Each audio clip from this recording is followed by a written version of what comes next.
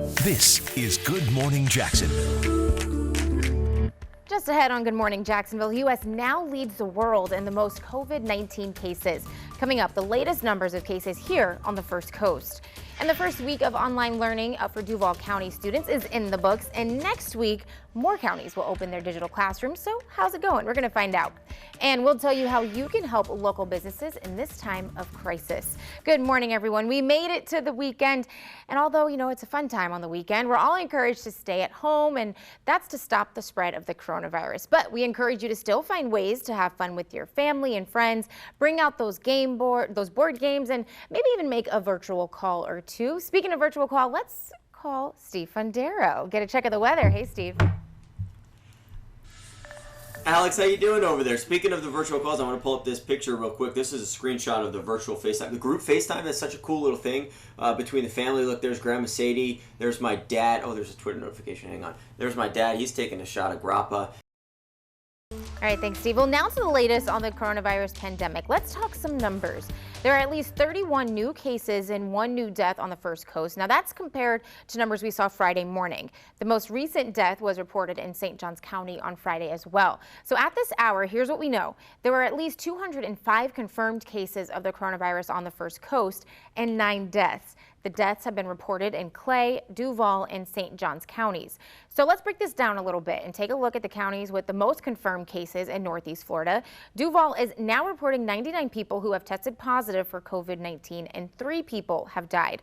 In St. Johns County, there are 42 confirmed cases and 2 deaths. And in Clay County, 22 people have tested positive for the new coronavirus and 4 patients have died. Now, as for our counties in Southeast Georgia, Glenn County has reported the most cases with 7 patients who have tested positive for COVID-19. So in total at the state level, there are almost 3,200 confirmed cases and 503 of those have been hospitalized. Also, 46 deaths have been reported. And in Georgia, almost 2,200 patients have tested positive for the new coronavirus and 607 of those are in the hospital. Also, 65 people have died in Georgia. Now, worldwide, the United States has the most number of COVID-19 confirmed cases. As of this morning, more than 100,000 people have tested positive for the new coronavirus in the U.S. Italy follows with more than 86,000 cases, and China has reported almost 82,000 patients infected with the disease. Now, we know it can be hard to wrap your head around all of these numbers, especially the deaths. So it's important to note that based on numbers from Johns Hopkins University, 22% of the COVID-19 patients around the world have been able to recover. COVID-19 symptoms include fever, cough, and shortness of breath. Health experts say those symptoms may appear in as few as 2 days or even as long as 14 days after being exposed to the new coronavirus. If you've been experiencing those symptoms in Duval County, you can get tested at the Prime Osborne Convention Center and at Lot J at the TIA Bank Field. And in St. Johns County, there are 3 testing sites. One at Flagler Health, where you must have a doctor's order and be pre-registered. The health department, where you also have to have a doctor's note. Now, there's a 3rd testing site at Avencia Medical on Racetrack Road. That site is for law enforcement officers, first responders, and their spouses. You do not have to be symptomatic and you don't have to make appointments, but they do prefer if you call ahead. As scientists work to create a vaccine to treat the coronavirus, some doctors say malaria medications and antibiotics could treat COVID-19 symptoms, but health experts say this could be deadly to some patients. A new study from Mayo Clinic says taking these off-label medications could lead to sudden cardiac arrest and death. The study is aimed at helping healthcare providers to safely use those medications to minimize these risks by monitoring the patient's heart. That tells us what is the health of the heart's electrical recharging system. Now, keep in mind that anti-malarial and antibiotics to treat COVID-19 should only be taken under doctor instruction and supervision. Well, speaking of medications, hydroxychloroquine is a vital prescription drug for people with lupus and other autoimmune disorders. It can also be used to treat and prevent malaria, but a sudden surge could have its supply running low. President Trump first mentioned the drug during a news conference as a possible treatment for the new coronavirus. Ever since, people have been rushing to get their hands on it. We spoke to a local pharmacist who says lupus patients are worried that their prescriptions won't get filled. To do so, they would need a doctor to sign off, but just the mentality that that they're trying to stockpile things they don't even need yet is having a detrimental effect on the supply of it. The pharmacist urges people to remember that there is not enough data to say that medication will protect you from the new coronavirus. The best prevention is still, staying in quarantine and, of course, washing your hands. And that's something we've been hearing a lot about, right? Washing your hands. So when you wash your hands, make sure you wash the back of your hands, between your fingers, and it's easy to forget this one, under your nails. Also, don't forget about washing your thumbs. I know it sounds crazy, but trust us, people do forget sometimes. The Center for Disease Control says you should scrub your hands for at least 20 seconds. That's basically singing happy birthday twice from start to finish. Yesterday, President Trump signed a new massive coronavirus relief package, but many people are wondering whether it's going to be enough to keep people and businesses going. After all, we're taking this day by day, and there's still not an estimate on when it could be safe for things to start returning to normal. On your sides, David Jones has a breakdown of all the logistics surrounding the bill and when you could start seeing some return.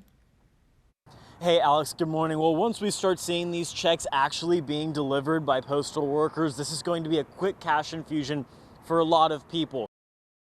Well, the first week of virtual learning has come to an end for students in Duval County. Our Anthony Austin spoke with the district superintendent, Dr. Diana Green, and she says she's impressed with her teachers, parents, and students for embracing this massive change. I think Sunday night I could not sleep. Dr. Diana Green will tell you she's sleeping a lot better these days because she says the first week of virtual learning, known as Duval Homeroom, went well. Well, speaking of graduating seniors, as you can imagine, this has been a rough time for them, and I truly feel for them. If you think back to, your time at this moment, the coronavirus has caused them to miss out on events that they've been anticipating for years. The Florida Department of Education is trying to soften that blow a bit. They've canceled state assessments. This means if a senior is scheduled to graduate in the spring of 2020 and has not met the exit criteria for certain algebra or English courses, they won't be penalized. But students must still earn the necessary credits and meet GPA requirements to graduate. And this is important to note. Generally, the grade 3 state assessment is used to determine if a child moves on to the next grade level. This year, looking a little bit different, promotion will be based on student performance and progress. Happening this morning, Jacksonville city leaders are teaming up with the local food bank to feed families on the First Coast. They're hosting a free food drive-through with Farm Share to serve more than 1,000 families. This is to help families affected by the coronavirus pandemic. It will be at the Shops of Sherwood on Sutel Drive from 9 a.m., so just a little bit from now, to noon. It's first come, first serve. Well, nearly everyone is feeling an impact of the COVID-19 pandemic, but especially our local businesses. Help is just a click away. We've all heard of Yelp, right? They're adding a donate button to its review pages. Customers can click on their favorite restaurants or stores and send them a little virtual love while they're closed. If you plan on donating, do it quickly. Yelp and GoFundMe will match the first $1 million sent. And if you're looking for more ways to support local businesses, you should consider buying from a food truck. As you can imagine, businesses have slowed down for truck owners as companies are having employees work from home. On your sides, Robert Bradfield spoke to one operator about the changes that he's made in order to make ends meet. Kendrick Hunley considers this his calling. After 2 decades working with the State Department of Corrections, he's cooking up a second career as the owner of the Big Grocery Express food truck. Coming up after the break, a Florida boy had to spend his birthday at home because of the coronavirus, but he for sure didn't miss out on the fun. That's coming up right after the break. And we're going for broke today. Going to shatter a record high of 89. We'll top out in the 90s today. Talk about the sunshine and the summer-like heat here at the end of March. Welcome back. In your national news, civil rights icon Reverend Joseph Lowery died Friday night at 98 years old. He worked alongside Dr. Martin Luther King Jr. and others to lead African Americans through the 50s and the 60s.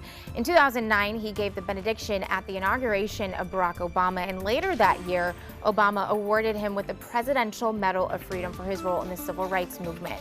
A family spokesperson said his death was not related to the coronavirus pandemic. Well, amid the pandemic, have you been to Publix and seen the signs that limit how much of something you can buy? Well, the CEO of Publix is encouraging shoppers to only buy what they need just to make sure that there's enough products to go around. The company official says Publix has more than 200,000 associates working around the clock to meet consumer demand. Well, SeaWorld is indefinitely furloughing 90% of its employees as it struggles to deal with the fallout from the coronavirus. The company is based in Orlando and operates 12 theme parks, including 5 water parks in the U.S. The furloughed employees will not be paid after March 31st, but they will be eligible for unemployment benefits. SeaWorld has temporarily shut down its parks due to the COVID-19 pandemic. Now, they haven't announced when they may try to reopen and thus when the furlough period may end. Happy birthday, Victor. Happy birthday, buddy. And of course, we have to finish on a positive note. First responders and neighbors in Broward County surprised a 6-year-old boy for his birthday. His mom wrote on Facebook she was crushed that her son Victor would be spending his birthday stuck at home in quarantine. She reached out to neighbors and to the sheriff's office too.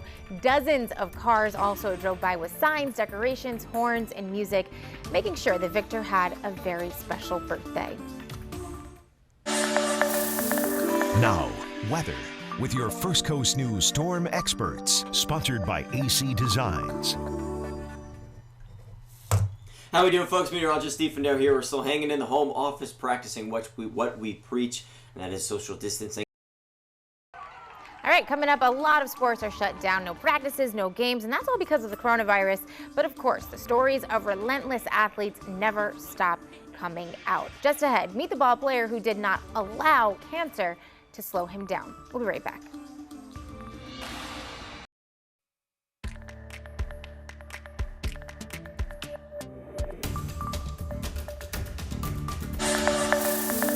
Now, weather with your First Coast News storm experts, sponsored by AC Designs.